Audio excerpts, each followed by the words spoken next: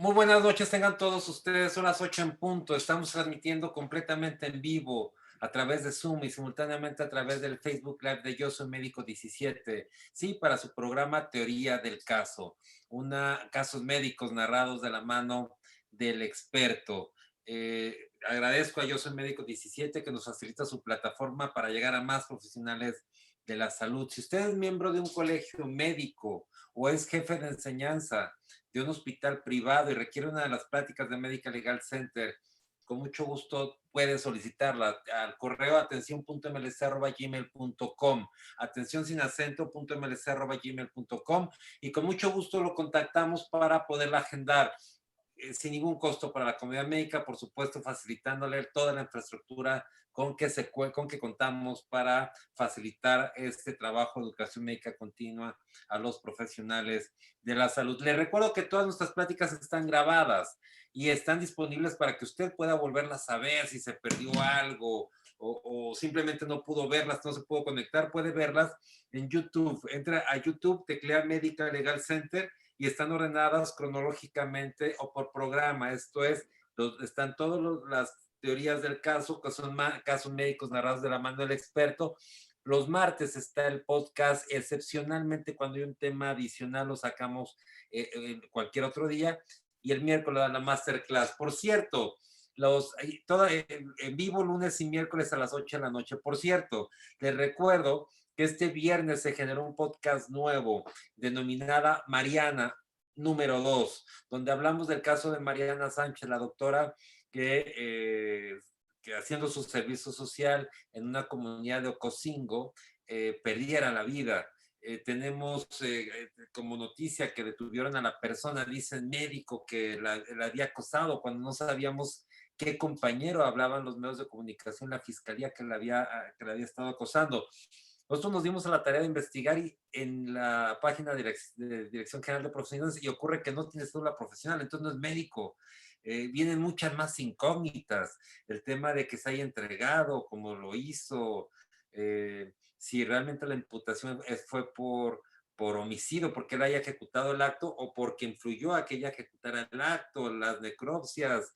Digo, hoy en día estamos en el 2021 con toda la infraestructura para poder llevar a cabo una decisión, una determinación judicial de qué fue el tema particular, de llegar a la verdad de los hechos. Todo esto no se lo pierdan, está en el podcast de en sala de espera del viernes, entonces lo pueden ver en YouTube. También les recuerdo que Diana López, nuestra especialista en materia de contención del estrés para profesionales de la salud, ha subido en el Facebook de Medical Legal Center una cápsula especialmente para todos ustedes. Yo les recuerdo también que en nuestra masterclass de la siguiente semana, ya la tenemos, de la siguiente semana, del miércoles, ya la tenemos completamente lista. Se las vamos a dejar aquí terminando la sesión, tenemos al doctor Alejandro Galván, él es médico militar y nos hablará de fundamentos en mareo y vértigo, mitos y verdades para abordaje y tratamiento. No se lo pierdan.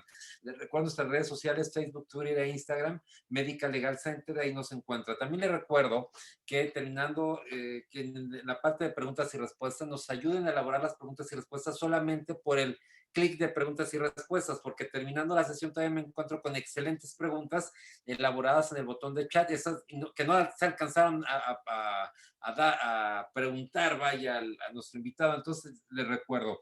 Y sobre todo, que nos ayuden a invitar a más profesionales de la salud. Si les llega la información por WhatsApp o por correo electrónico, la ven en nuestras redes sociales, ayúdenos a compartir con más profesionales de la salud para que cada día seamos más. Ahora sí, para mí es un gusto, un privilegio poderles presentar a nuestro invitado de hoy. Él es alguien a quien personalmente reconozco, admiro, es un médico, es abogado. Ahorita voy a presentar los datos. Fuimos compañeros en un curso en varios cursos de peritos. Bueno, te lo voy a presentar antes con los datos que él aquí nos ha dado. Él es el doctor César Alejandro Peña Ceniceros. Él es es médico cirujano general, con posgrado en laparoscopía avanzado y en cirugía vascular. en el Baptist Vascular Center de San Antonio, Texas. Es licenciado en Derecho, tiene diplomado en bioética en el Instituto de Investigaciones Bioéticas, expresidente del Colegio de Especialistas en Cirugía General del Estado de Nuevo León, y le tuvimos que cortar muchas cosas más. Pero algo que destaco mucho es su vasta experiencia, porque tiene los dos sentidos, el tema del que él ejerce como médico, como especialista en cirugía general, pero además tiene mucho sentido jurídico, porque además me consta que estudia muchos casos legales, etcétera, los comentamos, y tiene muy buen sentido jurídico. Y él nos va a hablar de un caso donde se destaca, que él denominó expediente clínico de salvavidas, porque es un caso que destaca la importancia de un expediente en un proceso judicial. Doctor César, muchas gracias por aceptar. Muchas gracias, Abraham. Un orgullo estar aquí con ustedes y en poderles traer este caso, y ojalá sea de utilidad para todos.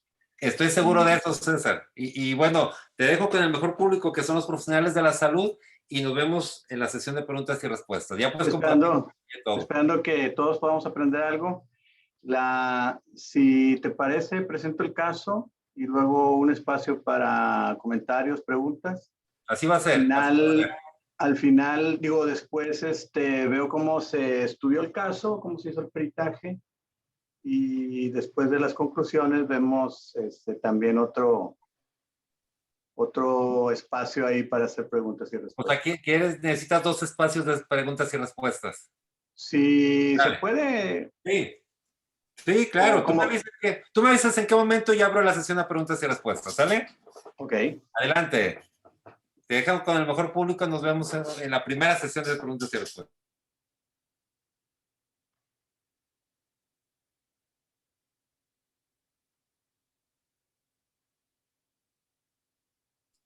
Se ve perfecto, nomás hay que ampliarla y listo. Ok.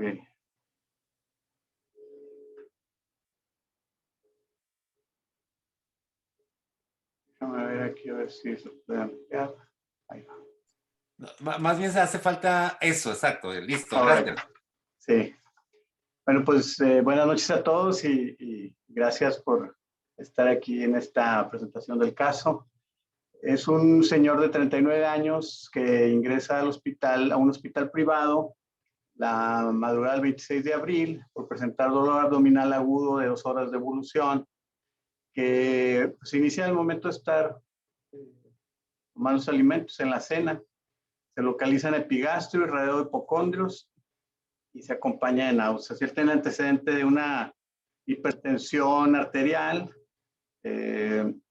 y obesidad, un índice de masa corporal de 33.79, con peso 92 kilos y es talla de 1,65. Ingresa a urgencias y es valorado por el médico urgenciólogo, que le solicita estudios de laboratorio y una ecografía del abdomen superior. Se interconsulta al doctor cirujano, el cual indica que se complementa el laboratorio con enzima de amilasa y lipasa sérica, recomienda su internamiento y inicia tratamiento médico. Los exámenes de laboratorio, lo más relevante, pues, es las pruebas de función hepáticas dentro de los rangos. La amilasa en 147, con un rango normal de 28 a 100. Una lipasa con un rango con resultado de 40, con un rango de 13 a 60. La ecografía muestra una litiasis vesicular, esteatosis hepática, y el páncreas no se puede valorar por estudio. La mañana siguiente se observa mejoría del dolor abdominal, se le informa al paciente sobre su diagnóstico, se explica su enfermedad, las opciones terapéuticas y los riesgos. Se le recomienda colistectomía por laparoscopía, se complementan los exámenes preoperatorios, la valoración operatoria también por el médico internista, y se practica la colistectomía por vía laparoscópica. No se reportan incidentes durante la cirugía. En la nota posoperatoria se reporta los hallazgos de una colistitis aguda con litiasis. El primer día posquirúrgico presenta mejoría del dolor abdominal, tolera la vía oral y se planea el alta.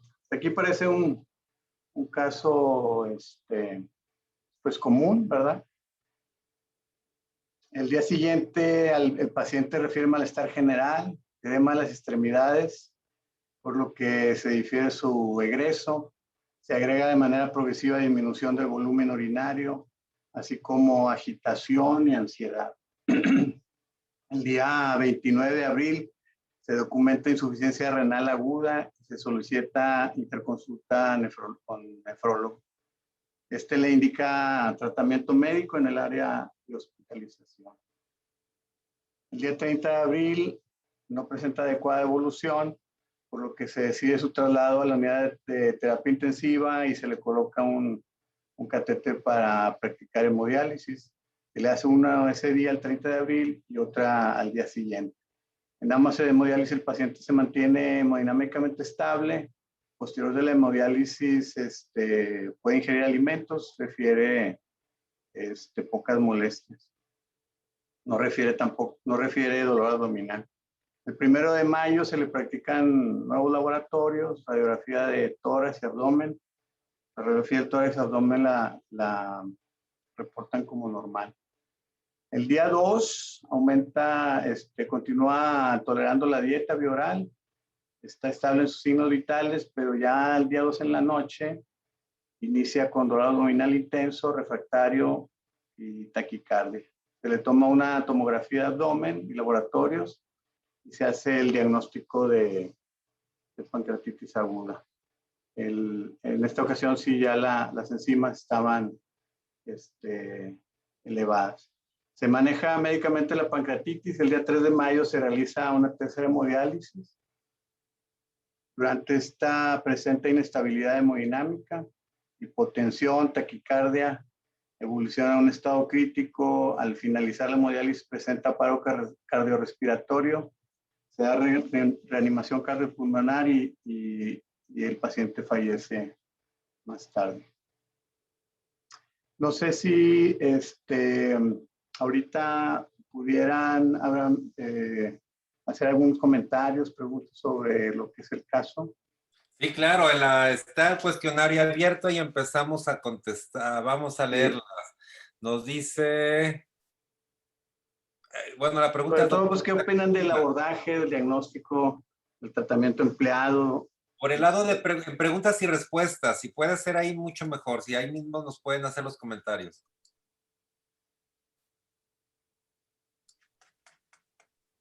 Si no, pues les preguntamos nosotros a ellos, ¿eh?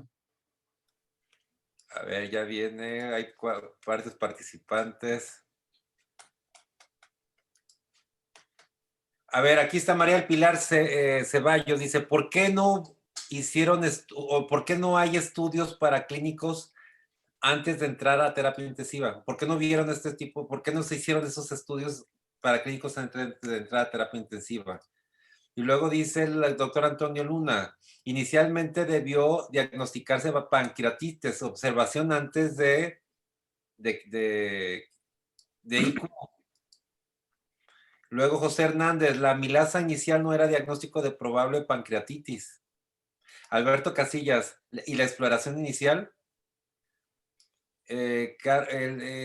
García Rodríguez dice, el dolor se inicia en epigastrio, el diagnóstico sospecha debió haber sido pancreatitis. Carlos Eduardo dice, perdón, pero ¿qué prognosis era? El doctor Kim nos dice, se pudo haber diferido la intervención quirúrgica y estudiar a fondo la posible pancreatitis. Samuel Blasquez dice, si se hizo autopsia, ¿cuál fue el diagnóstico? Patricia Prado, ¿qué antecedentes personales patológicos tenía? Alejandro Garza, la ecografía inicial reporta solo litiasis vesicular, pero no precisan datos de colecistitis aguda litiásica. El doctor José Luis Martínez, ¿era colelitiasis o colecistitis el resultado del laboratorio? La cirugía se realizó en el cuadro agudo. ¿O se consideró alguna anomalía en la evaluación preoperatoria? Veo que la evolución fue tórpida, ya que a su alta no hubo mejoría, pero no lo dejan ir y no hubo estudios postquirúrgicos. Uber dice, ¿por qué se dejó casi al último la tomografía abdominal? No, luego, Laura, no queda claro cuál es el origen de la suficiencia renal. Desde el principio se operó muy acelerado. Jorge Luis García, fue mal estudiado desde el principio. La pancreatitis era el diagnóstico de presunción. Debió ser pancreatitis aguda. Faltó una tomografía ya que la placa solo mostró gas. ¿Algún ecosonograma de inicio cuando está en urgencias? La pancreatitis es una complicación de litiasis. No, no, doctor, ya es muchas. Ya, díganos. Bueno, hay muchas muy buenas, ¿eh? Yo creo que todas estas preguntas se van a contestar, o si no la mayoría, conforme vayamos viendo el estudio del caso. Está muy resumido la presentación, pero sí se va a ahondar un poquito más. Sí me interesaba ver cuál era las opiniones, las preguntas, los comentarios, porque nosotros vamos a ver el caso médico legal, porque nos van a solicitar una opinión, nos van a solicitar una opinión de un experto, o sea, de un perito. Y para poder hacer esa opinión, pues se basa en la actuación de los médicos, ¿no? O sea, lo que vamos a valorar principalmente es la actuación de los médicos. Y tiene una metodología, ¿verdad? Ahorita la vamos a ver. Si gustan, antes de empezar a contestar todas las preguntas, voy a continuar con el estudio del caso, cómo se dieron las cosas, y al final, pues ustedes me dicen cuánto tiempo necesitan, el tiempo que ustedes quieran. Podemos estar platicando aquí sobre este caso. Bueno, cuando la evolución del paciente empezó a ser desfavorable, la actitud de los familiares sobre todo, pues cambió, ¿verdad? Es una actitud amable, empezaron a ser pues más incisivos, todo lo cuestionaban, empezaron a sugerir pues que estaban haciendo malas cosas, que por eso no estaba evolucionando bien. Al final del internamiento, ya que el paciente falleció, uno de los familiares era un servidor público, estaba en la Procuración de Justicia, incluso amenaza al médico con hacerle daño. Y pues bueno, deciden poner una demanda civil. Una de las cosas que son extras del caso es de que el día que prescribe la acción, ese día presentan la demanda de negligencia médica. Y en general la demanda, pues como la mayoría de las demandas que he visto, tienen mucha cuestión emotiva, muchos adjetivos calificativos y pues tratando de influir a lo mejor en la decisión que vaya a tomar el juzgador al final. Pero principalmente se basa en el supuesto que existió una negligencia médica porque el cirujano no previó y omitió el diagnóstico pancreatitis presente desde su ingreso, que de haberse hecho correctamente el estudio, a decir de ellos, faltó un TAC. El mismo radiólogo en el eco decía, no lo puse ahí, pero decía, oye, pues el páncreas no se valora, se recomienda un TAC si se quiere valorar esto. A decir de ellos, si el médico hubiera hecho caso del radiólogo, si hubiera hecho el diagnóstico de TAC, se hubiera detectado la pancreatitis y pues no se hubiera operado la vesícula, que la cirugía fue determinante en el agravamiento de la enfermedad y aparición de otras complicaciones como la insuficiencia renal del posterior fallecimiento. Eso es en lo que se basaba la demanda, ¿verdad? Lo que pedían, lo que demandaban ellos, pues era esto que ven así en pantalla. La primera cantidad que ven ahí es por indemnización. La segunda cantidad y la tercera, que son más grandes, es por perjuicio y por daño moral.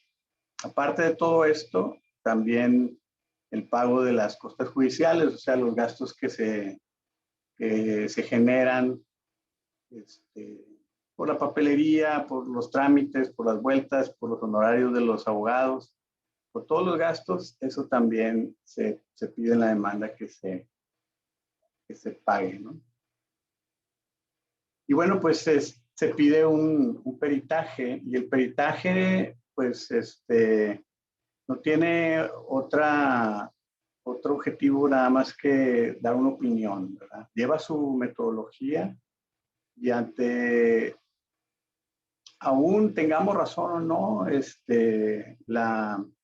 el objetivo es, más que tener o no razón, sino nosotros pues podemos tener la razón del asunto, como dice Schopenhauer en esta cita, pero puede ser que a los ojos de los demás no la tengamos, ¿no? Incluso a veces nosotros mismos podemos pensar que no tengamos la razón.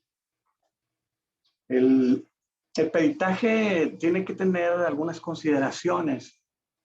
En este artículo de la ley que reglamenta el artículo 5 constitucional, nos enlista qué es lo que debe tomar en cuenta el perito en su estudio del caso, la teoría del caso. Y nos dice que para poder dictaminar, pues tenemos que ver estas circunstancias. Primero, ver si el profesionista procedió correctamente dentro de los principios científicos y técnicas aplicables al caso y generalmente aceptados dentro de la profesión que se trata. Yo sé que muchos de los que están en la audiencia tienen ya entrenamiento para actuar como peritos, y esto es lo que prácticamente se le llama lex artis, ¿no? O sea, dentro de tomar en cuenta los principios científicos. Yo también agregaría principios legales, principios éticos, ¿no? Y que además sean generalmente aceptados por la profesión que se trata, en este caso la profesión médica. Si el mismo, o sea, el profesionista dispuso los instrumentos, materiales, recursos de otro orden que debieron emplearse, atendía las circunstancias del caso y el medio que se presentó el servicio. Esto también lo van a escuchar mucho en los cursos llamado su obligación de medios, ¿no? O sea, emplear lo que tenemos a la mano, que se puede utilizar, los recursos materiales como personales. También tenemos que ver si el curso del trabajo en el curso del trabajo se tomaron las medidas indicadas para obtener un buen éxito, si se dedicó el tiempo necesario para desempeñar correctamente el servicio convenido y cualesquiera otras circunstancias que influyeran en el fracaso o en el éxito del servicio prestado. Entonces, tenemos que empezar con estas preguntas, ¿verdad? Para estudiar cualquier caso, ya sea como peritos o incluso esto nos puede servir nosotros en la práctica para ver qué se toma en cuenta, ¿no? Acuérdense que se les ha repetido también muchas veces, sé que se les ha repetido sucesivamente en que el médico pues tiene obligación de medios, ¿verdad? Si ven en el punto 2, el médico sí está obligado a utilizar los medios adecuados, utilizar la ciencia que esté generalmente aceptada, pero hasta cierto punto pues no tenemos la obligación de que el paciente vaya a buen término. Y pues bueno, estas son las partes de un peritaje, en el estudio del caso. No necesariamente, pero bueno, estos es los que su servidor utilizó. El motivo, pues el motivo es siempre determinar si hubo o no negligencia médica, porque la demanda se basa en eso, una acusación de una negligencia, ¿verdad? Y por consiguiente, la mala evolución. El material de estudio, pues nosotros vimos primero el expediente clínico, revisamos la cirugía que estaba videograbada en un DVD, revisamos la autopsia y revisamos otras actuaciones que estaban ya en el expediente judicial, ya llevadas a cabo. Y bueno, pues empezamos con el expediente clínico, ¿verdad? Entonces, ahí tenemos que ver pues, cómo se determina si un expediente clínico se ha llevado de manera adecuada o no. A veces nos podemos ir con la finta, un expediente muy gordo como el de la izquierda, pudiera parecer que está muy completo. Y el expediente del lado derecho, pues así muy flaquito, y decir, bueno, pues de entrada pudiéramos imaginarnos que no está completo. Pudiera ser que sí se tenga esa relación, pero no necesariamente. Hay expedientes que están muy extensos, que los ve uno y no cumplen con los requisitos, o que realmente no dice nada, o sea, son puro copy-paste, o son pues cosas que no tienen relevancia en la atención médica, ¿no? Y entonces, pues nos preguntamos cómo lo valoramos. Yo utilicé, yo voy a cambiar de pantalla, perdón, de archivo. Déjeme ver si le puedo stop share.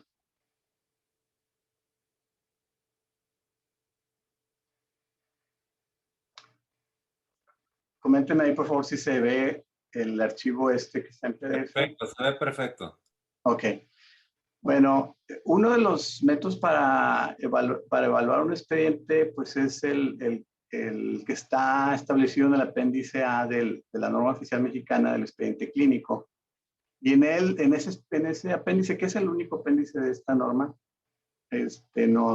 nos pone el modelo de evaluación del expediente clínico. Esto es una guía que nos ayuda a decir si realmente el expediente está bien realizado. Y fíjense cómo empieza. Primero, pues obviamente si existe, si tiene número de identificación, si está ordenado, está en la secuencia adecuada, si está escrito en letra legible. Y aquí yo creo que es discusión de muchas de las pláticas que se hacen sobre el tema, porque incluso servidor, y es difícil estar haciendo, a veces si es engorroso estar escribiendo un expediente, pues estamos con la prisa, y muchas veces está, o la gran mayoría de las veces, cuando está hecho a mano, no es legible la letra. No tiene abreviaturas, también se ha hablado mucho de eso, de no usar abreviaturas.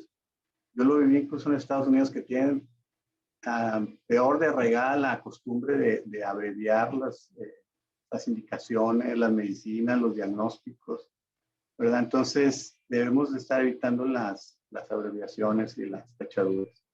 Si debemos tachar algo en el expediente, sí se tiene que poner una línea que se vea visible lo que está abajo, y escribir lo que se quería poner desde el principio.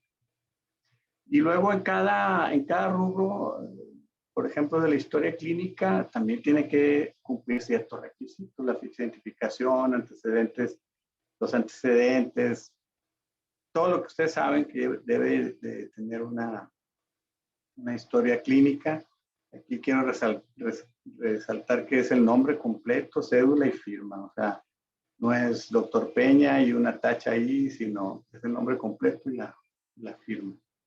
Y van a ver aquí al lado de cada reglón lo que yo empecé a revisar el expediente en cuestión, y le iba poniendo palomitas si lo tenía, y si estaba con todas las características legibles, si estaban todos los datos. Entonces, me fui a la historia clínica, todas las notas estaban bien identificadas con la hora y la fecha.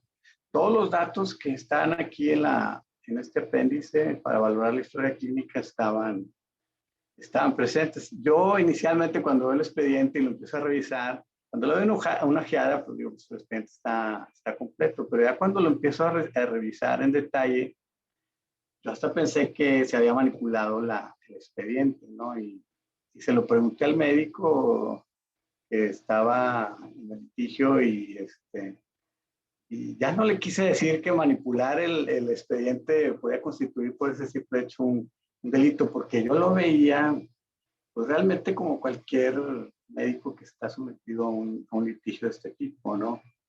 Pues que es un estrés importante, que es no dormir, que son varios años de estar dando vueltas y de estar revisando y revisando el caso y pensando que se pudo haber hecho diferente, que se pudo haber hecho mejor, peor.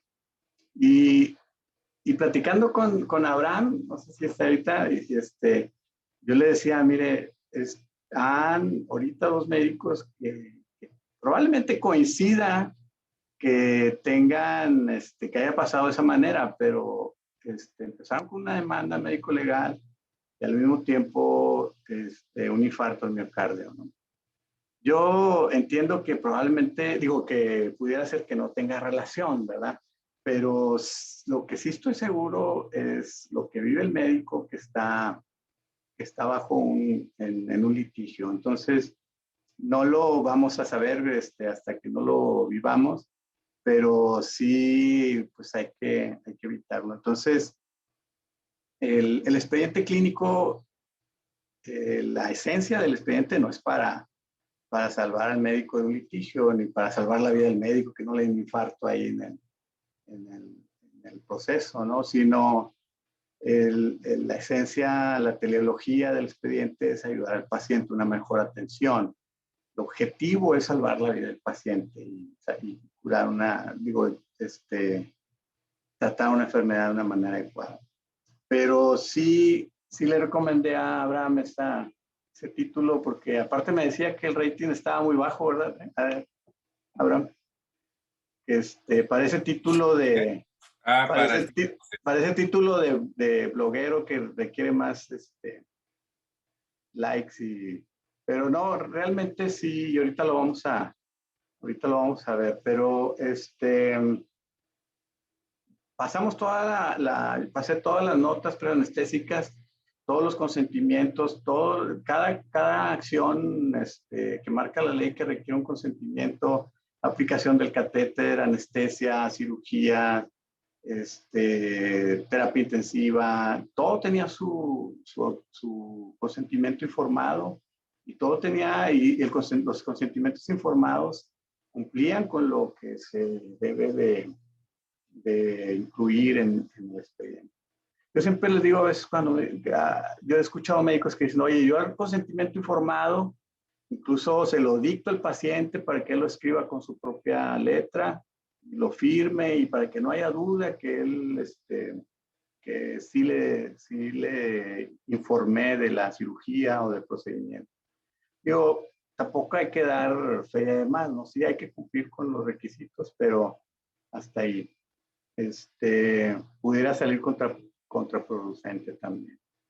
En todas las notas le digo, los únicos que no tienen palomita y son los que no aplican, o sea, las hojas de enfermería, por ejemplo, tenían entre otras cosas la valoración, la escala análoga, ¿verdad?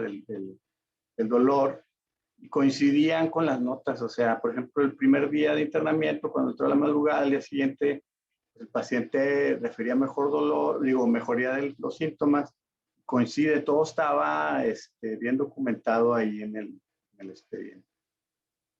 Los servicios auxiliares, todo estaba completo, algunas le digo como trabajo social y eso, algunas cosas pues no aplicaron en el expediente. Bueno, déjenme regresarme otra vez a la presentación. También hicimos la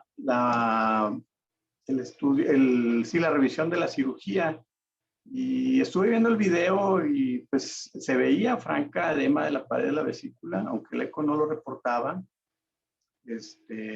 Era muy evidente el edema. De hecho, dificultaba por así decirlo, la sujeción, sujetar la vesícula, se tuvo que puncionar para vaciar la bilis y de esa manera, vaciar la bilis de la vesícula y de esa manera poder sujetar la vesícula que se ve cuando está muy inflamada la pared. Se evidencian también los vitos que tienen adentro de la vesícula. Y el video transcurre sin echarle porras al cirujano.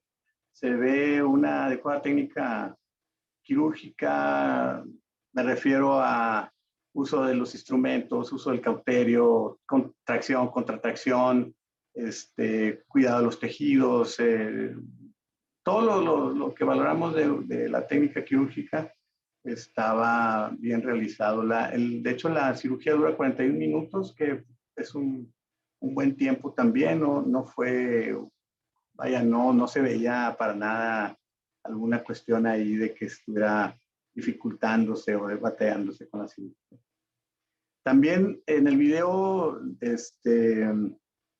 de los órganos que se alcanzan a ver, pues no se ve así en aparente patología alguna, no hay saponificación grasa, no hay equimosis o sangrado, no hay líquido libre en la cavidad peritoneal. Como normalmente para manipular la vesícula y revisar esas zonas se ve no se ve el páncreas, porque el páncreas está en una posición retroperitoneal, pero sí se ve esa zona donde está este órgano, ¿no? En la plática anterior, Abraham, creo que el caso era sobre una lesión que estaba en el duodeno, que era de difícil acceso. Entiendo eso, pero lo que se ve en el video, lo que se alcanza a ver ahí en la zona, no había nada, otra cosa excepto que la colicitis aguda, características agudas, ¿verdad? Y la colelitiasis. Déjame ver si paso a otra. Sí hubo una autopsia. De hecho, el que la solicita es el familiar, no sé si cuñado o hermano del difunto, que es el que está en ese medio y de la Procuración de Justicia, y él es el que solicita la autopsia médico-legal. La autopsia la reportan como zonas de necrosis en el retroperitoneo y el páncreas hematizado y hemorrágico. Zonas de saponificación grasa en el triplón mayor y menor, con material achocolatado por fuera del duodeno, el hígado, el estómago y el páncreas. No se considera en la autopsia, no se documenta nada acerca de los riñones. Y bueno, pasamos ya que estudiamos el caso, ya que vimos la historia clínica, ya que vimos el video, la autopsia, la revisamos pensando, obviamente, que no es como lo hago yo, que no es opinar sobre otra cosa, nada más, solamente es opinar sobre la responsabilidad médica. Es decir, si hubo negligencia o no. Cuando exponemos los hechos, hay que deben de, estos hechos que exponemos en el peritaje, deben añadir credibilidad y contundencia, ¿no? Ese es uno de los objetivos de poner los hechos ahí, que sean hechos únicos, es decir, no podemos poner, pasó esto, pero también pudo haber pasado esta cosa o se pudo haber debido a esta otra cosa. No, los hechos fueron tales, ¿verdad? Los hechos deben ser coherentes, deben ser claros y deben ser fáciles de creer. Yo entiendo que incluso algunos abogados y muchos médicos, pues de más rembombantes sean las palabras y más complicado, pareciera que ellos están haciendo un trabajo mejor, pero aquí el objetivo es, como lo vimos antes, es que los ojos de los demás también estén de acuerdo que tenemos la razón, ¿verdad? Y para cada hecho que se expone en este documento, debe de existir un elemento que lo pruebe. Es decir, yo no puedo afirmar algo que no lo vaya a poder probar ahí en la audiencia. Me van a cuestionar sobre mi peritaje y lo pueden hasta desestimar, ¿no? Por yo poner ahí hechos que no tengo la manera de demostrarlos, ¿no? De probarlos. Y bueno, nos pasamos al análisis en particular de este caso. Y el análisis obviamente está basado en la literatura. Y fíjense aquí, no, puse nada más los puntos que yo consideré orales para la defensa de digo, los puse nada en la plática, estaba en el dictamen si estaba más completo, pero los puntos que se consideran orales para sostener lo que se afirma en la demanda, los empezamos a ver en lo que dice la literatura, ¿no? Entonces, fíjense, para el diagnóstico de pancreatitis se requiere de dos de los siguientes tres características siguientes. El dolor, o sea, el tipo de dolor que sea compatible con pancreatitis aguda. ¿Y cómo es este dolor? Pues bueno, es un dolor severo que está en el epigastrio. El paciente dice, pues, doctor, tengo una espada que trae aquí la boca del estómago y me sale en la espalda, ¿verdad? El dolor, pues, es constante, progresivo. Y eso de decir progresivo aquí, pues, es aún con los analgésicos. Por lo general, el dolor, pues, se resiste, por así decirlo, al tratamiento con analgésicos. Incluso a veces es refractario a los opioides. Entonces, si ustedes recuerdan, pues no tenía ese cuadro clínico al empezar el paciente, ¿no? Al llegar al hospital. El cuadro no era un cuadro de las características del dolor, sobre todo, no eran de una pancreatitis aguda. La otra cosa que es para determinar el diagnóstico son los niveles de lipasa o amilasa sérica.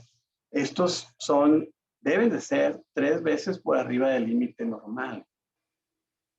O sea, un 300%. Tenía un 50% de la amilasa. Y una lipasa, que ustedes lo saben, es más específica para inflamación del órgano, del páncreas, estaba dentro del límite normal. Entonces, no tenía un TAC, porque el paciente acababa de empezar. No tenía el TAC en urgencias y no se solicitó en urgencias, porque el paciente acababa de empezar, tenía pocas horas de evolución. Y la mayoría de las veces que se toma un TAC cuando el paciente acaba de empezar con el cuadro, pues no se ven los cambios de una pancreatitis, ¿no? Entonces, incluso lo que se recomienda cuando se tiene el diagnóstico de una posible pancreatitis, supongamos que tiene una de las dos de arriba, ¿no? O el cuadro clínico o la amilasa o la lipasa elevada 3 veces, nada más tiene uno de esos dos, pues bueno, se sospecha el diagnóstico y se pide un TAC, pero no se pide en ese momento, se pide 48 horas, incluso 72 horas, a veces estamos valorando la tomografía. Si ya se pidió un TAC, pues bueno, sí nos sirve para si el tercer punto lo tenía o no, ¿verdad? En este caso no se solicitó, se solicitó una ecografía, que es el estudio pues que se considera más adecuado para el diagnóstico que se sospechaba de colecistitis, por la frecuencia, por las características o la frecuencia de la enfermedad. Es una enfermedad que se ve mucho aquí en esta región. Y de hecho, de las cirugías que más se hacen por el cirujano general, pues la colecistectomía laparoscópica. O la colecistectomía abierta, como depende del hospital donde laboro. El cuadro clínico del paciente era un cuadro de colecistitis o colecistitis litiásica. Ese es el cuadro clínico, se corroboró con la ecografía. No se puede sustentar un diagnóstico de pancreatitis porque no tiene ninguno de los datos aquí puestos para hacer el diagnóstico. Y consideramos nosotros que pues no, era un estudio que no se requería en ese momento. Probablemente sí se requería después, si se sospecha, si se sigue sospechando. El médico aquí, si ustedes ven, tanto el médico de urgencias como el cirujano que sospechan ese diagnóstico, y aunque fue uno de los pequeños detalles que vi en la historia clínica, sí, porque no estaba escrito, o sea, pues, diagnóstico tal, diagnóstico diferencial es estos otros, ¿no? Úlcera gástrica, gastritis, pancreatitis, todo eso, pues lo ideal es de que se hubieran escrito ahí, pero es indubitable que el médico pensó en una pancreatitis porque solicita no nada más la amilasa, sino también la enzima de lipasa. Y hablando en sí de la colistectomía, pues lo que nos dice también la literatura es que sí es recomendable una colecistectomía en colecistolitiasis y en los casos de colicistitis leve o moderada, que la cirugía se realice de manera temprana. Del primero al cuarto día se debe de, digo, es recomendable, no es forzoso, porque los familiares empezaron a sugerir que el paciente había, pues en un afán a lo mejor no médico, sino monetario, hacer una cirugía de manera pronta, ¿no? Y, y esto se recomienda, o sea, la literatura sí lo recomienda hacerla de manera temprana, porque con el objetivo de evitar complicaciones que se pueden presentar de la pura colistectomía, como una coledocolitiasis, incluso una pancreatitis, perforaciones, entre otras, y también con el afán de múltiples internamientos. Además, pues el que padece la colistitis pues puede estar presentando cuadros de dolor abdominal que pues pueden ser muy, muy molestos para el paciente. Y pues bueno, la cirugía también no hay duda, lo que se recomienda ahorita, es aceptado, es una colistectomía laparoscópica, o sea, de acceso laparoscópico es lo ideal.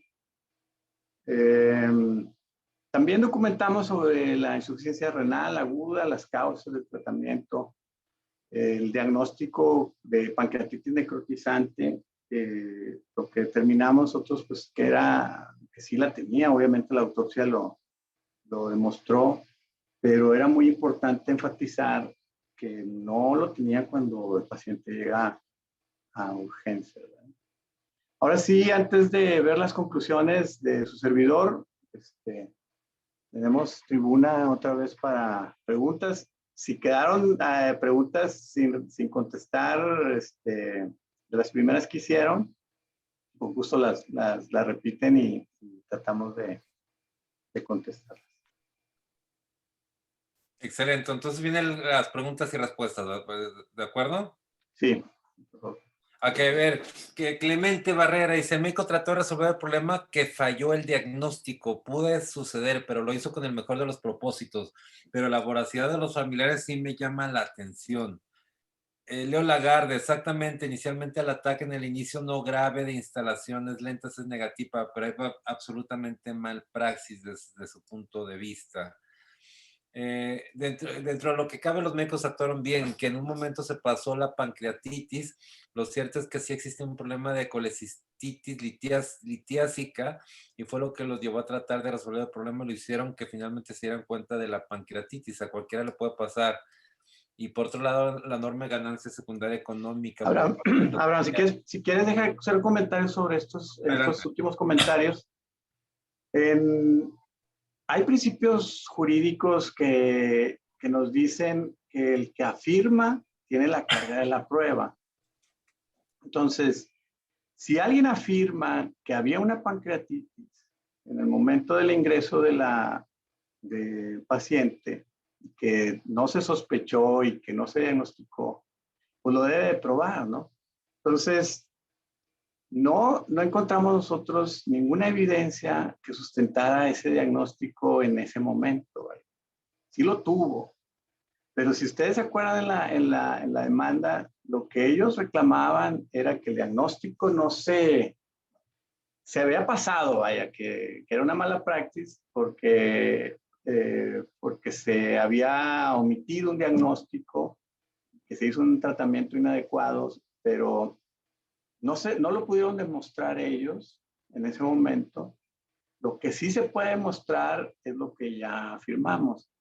Nosotros tampoco podemos afirmar no existía, porque eso ya es una cuestión hasta filosófica, ¿no? De Augusto Comte, ¿no? El positivismo, o sea, no puedes negar lo que no hay, no sé, una analogía así medio infantil.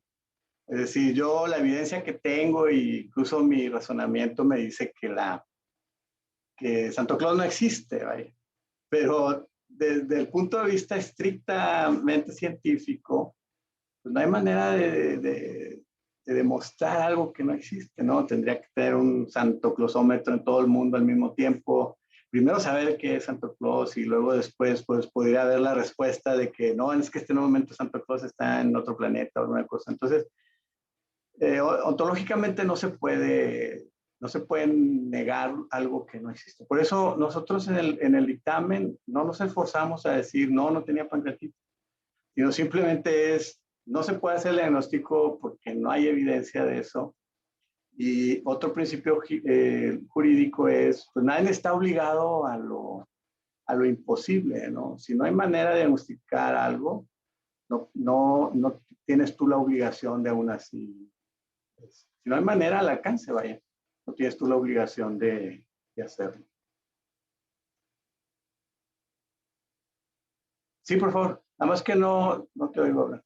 Sí, me muteé. Doctor Juan Carlos Cruz Castillo, ¿sería importante revisar las causas de pancreatitis?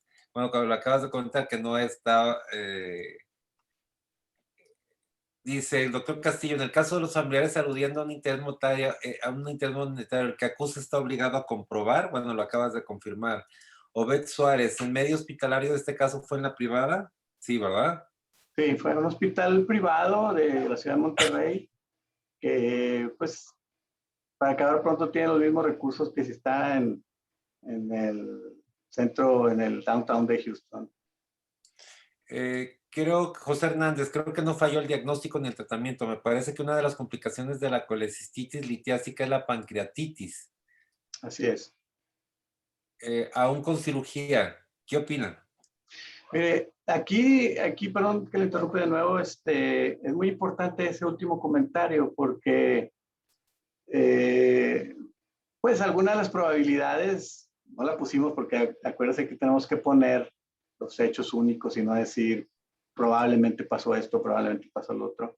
Pero sí, desde el punto de vista, si esto fuera una sesión médica o anatomopatológica, pues sí cabría ese comentario, oye, pues que probablemente la pancreatitis se desarrolló y la insuficiencia renal también, o por la anestesia, o por los medicamentos, o por la misma cirugía.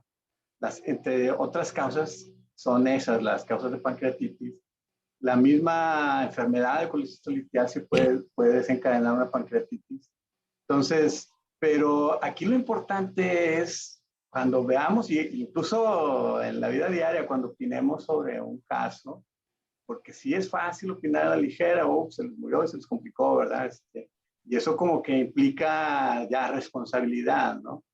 El que haya tenido una pancreatitis, que sí fue una pancreatitis necrotizante, si ustedes, bueno, sé que hay de varias especialidades aquí o gente que está en otros servicios que no son médicos, pero una pancreatitis necrotizante a veces no llega ni al hospital, ¿no? Y el paciente es muy abrupto el cuadro clínico y el desenlace de la muerte es muy, muy probable.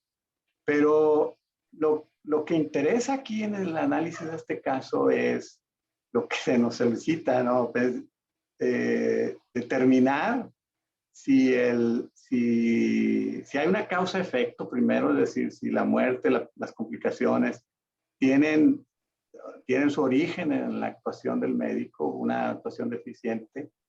Si hay negligencia médica, si se hizo si se utilizó los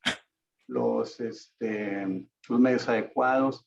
Yo quiero ya sin bromear sobre el título, sí parecía un título así amarillista, pero en este caso en particular, todos los hechos que nosotros describimos fueron fácilmente demostrables porque estaban todas las hojas completas, todo el expediente, las, todos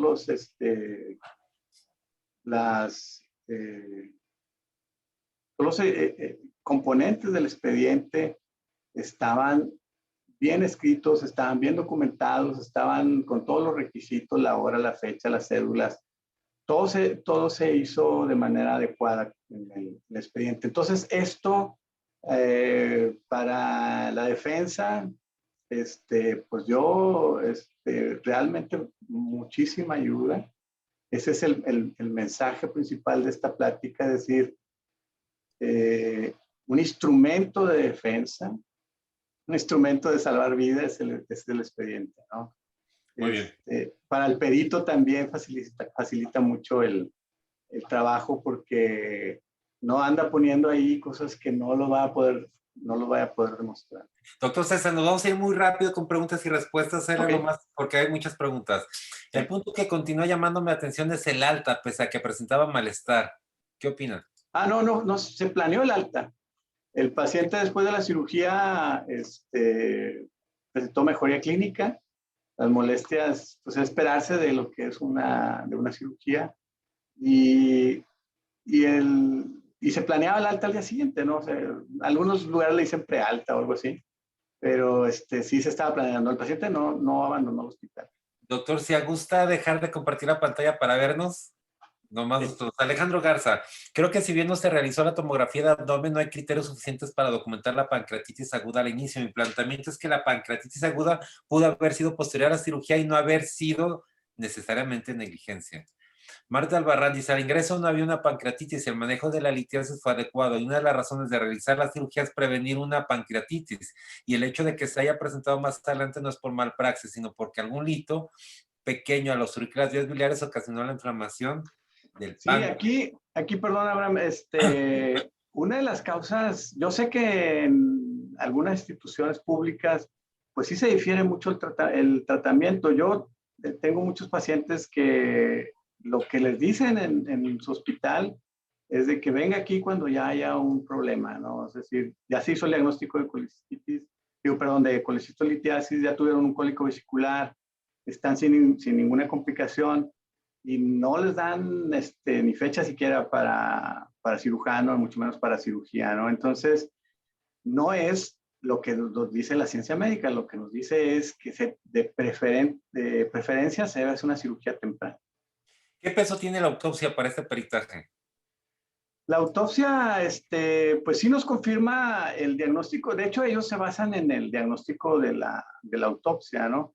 Aquí nos hubiera gustado nos dice qué enfermedad tiene, pero no nos dice nada acerca de la responsabilidad del médico. Simplemente hay esta enfermedad. Y sí nos hubiera gustado que la autopsia, tuviera datos sobre la investigación histopatológica de los riñones, porque de alguna manera hasta nosotros, hasta los médicos y hasta los pacientes nos hubiera gustado saber sobre el diagnóstico de insuficiencia renal. Vimos los diagnósticos, el nefrólogo incluso pues lo dejó plantado en su defensa que para hacer un diagnóstico él necesitaba una biopsia, pero que no se hizo por las condiciones del paciente, no se debe hacer en ese momento, y que pues esperaba el diagnóstico de la autopsia. Pero si no tenía diagnóstico, pues se denomina una insuficiencia renal de origen idiopático, como es por frecuencia la mayoría de las insuficiencias renales.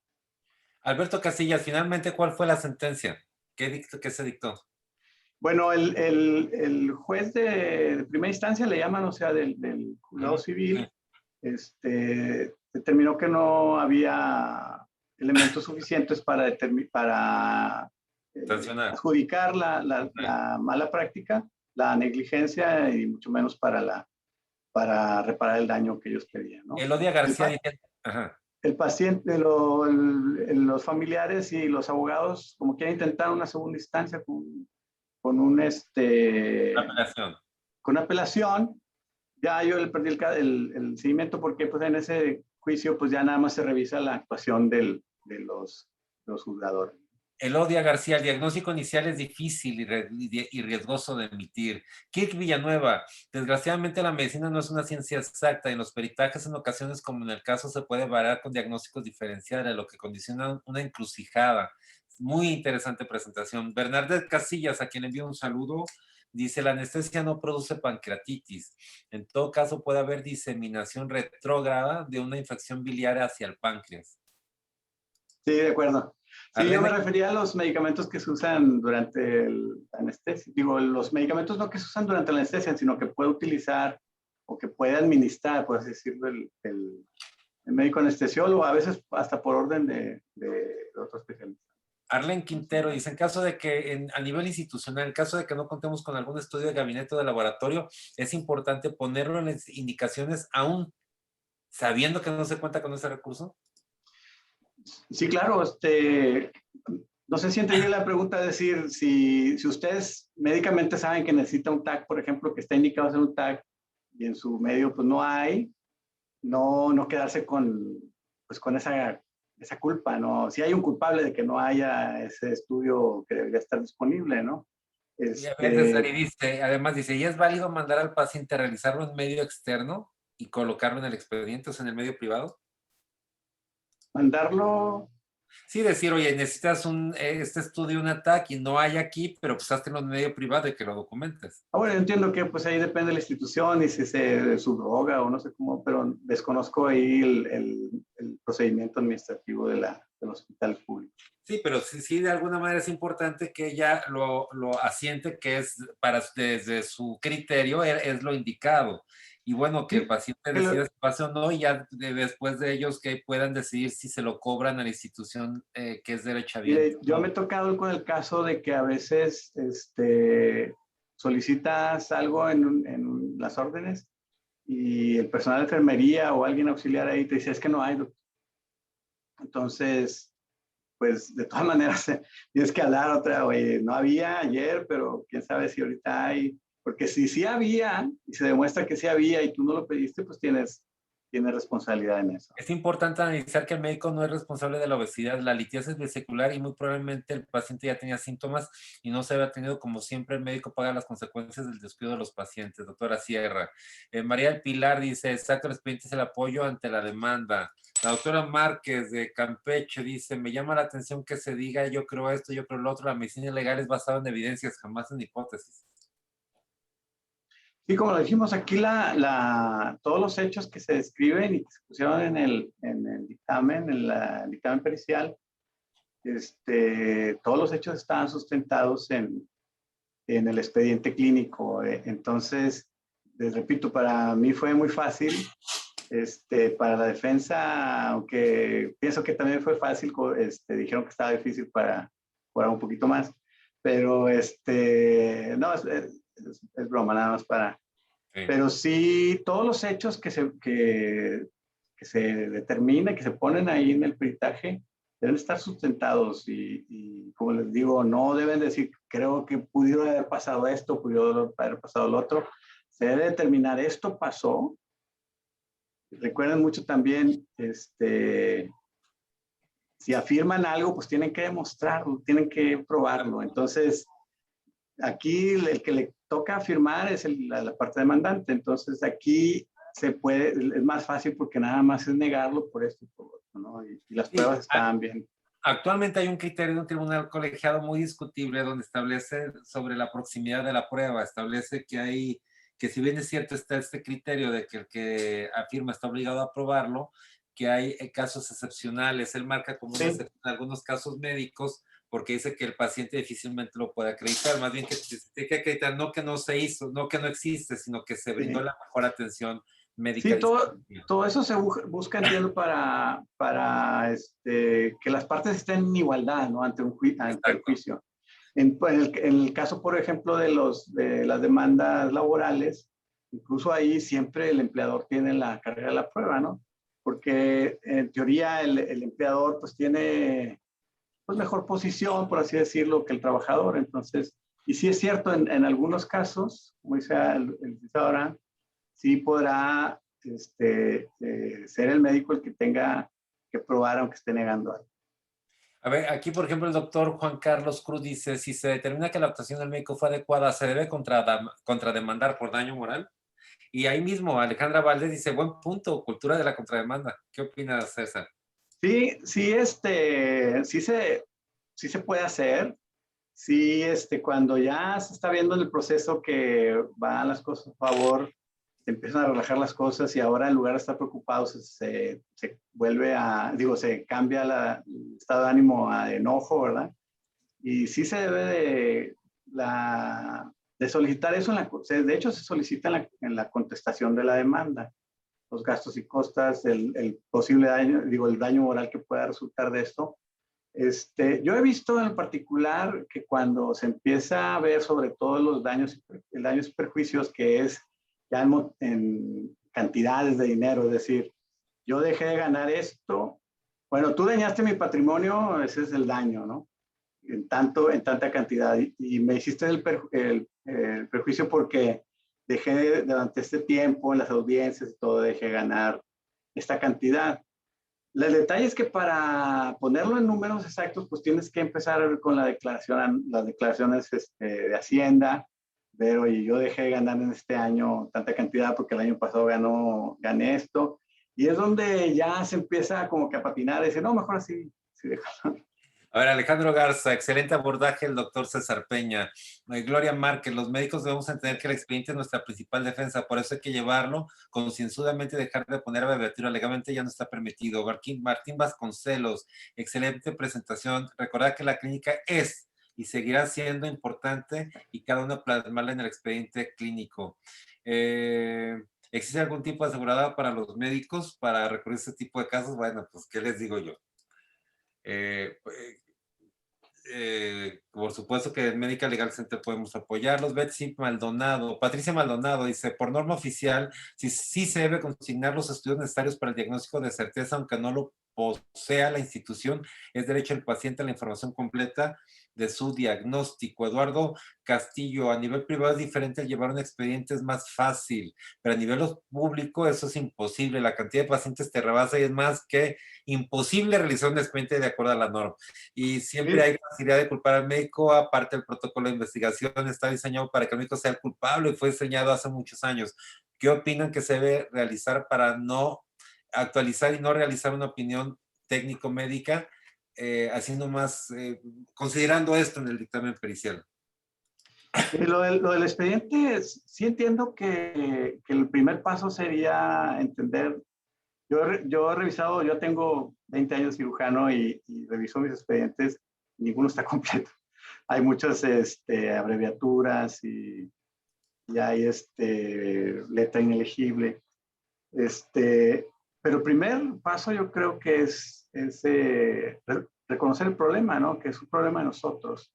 Sí, sí se puede hacer, en cualquier medio se puede hacer. Resulta engorroso, requiere más tiempo, requiere un esfuerzo extra, pero sí se puede hacer. En el medio privado también se dificulta un poco porque, por ejemplo, en el hospital donde yo laboro, es un hospital pues modesto, decirlo, y tratan de ahorrar mucho para mantener los precios bajos. Pero, por ejemplo, no hay un formato de la historia clínica, no hay formato de nota de ovulación. Es un solo hoja donde la ley no lo exige que tenga que ser un formato ya impreso, pero sí que la hoja, aunque sea un papel, una hoja máquina, tenga lo que debe contener, ¿no? Y la forma que debe estar. Entonces, el tener unos formatos, yo creo que eso es el primer paso, porque te das cuenta a simple vista de qué es lo que te falta del expediente, ¿no? Te das cuenta de que no hiciste la historia clínica porque ese día en la madrugada viste 3 pacientes y ya no te acuerdas si el que tenía hipertensión, diabetes, tenía 3 cirugías, era fulanito, ¿no? Entonces, sí es difícil, sí implica esfuerzo, ¿no?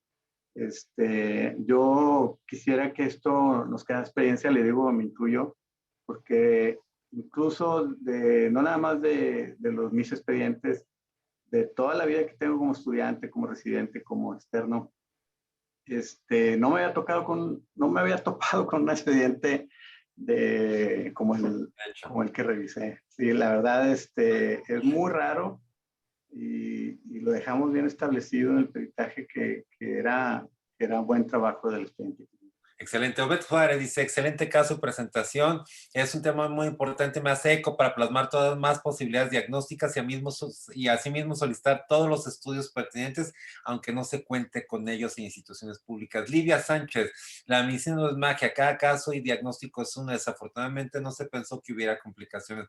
Muy bueno esto, y me recuerdas esa del tema de la libertad prescriptiva que hemos platicado. Exacto. Cada caso es único. Uber Rosado, es muy importante que los médicos deben de conocer la norma del expediente clínico. Miguel Sierra, cuidado al retrasar el tratamiento urgente con estudios, pueden también tener sus complicaciones legales, de acuerdísimo. Anteriormente se nos pedía Gloria Márquez, ¿desde cuándo se había hablado de contrademandar?